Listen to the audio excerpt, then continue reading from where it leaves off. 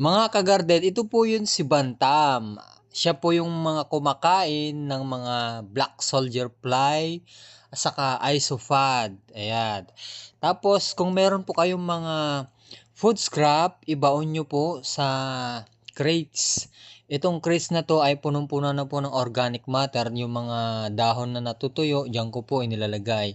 Ganito po itsura ng black soldier fly. Mayaman po yan sa protein, pakain sa manok. Tapos yung dumi ng manok, mayaman din sa nitrogen. Siya na rin po yung tutulong para lumago ang ating mga halaman. Ang gawin nyo po kapag tuyong-tuyo na po itong odorous composting po natin, bistayin nyo po. Tapos gawin yung pataba sa inyong halaman. Hinahagis-hagis ko lang po yan, tapos dinidiligan. Yan po yung pataba sa aking mga halaman. Follow us for more sa Kagarden. Maraming salamat.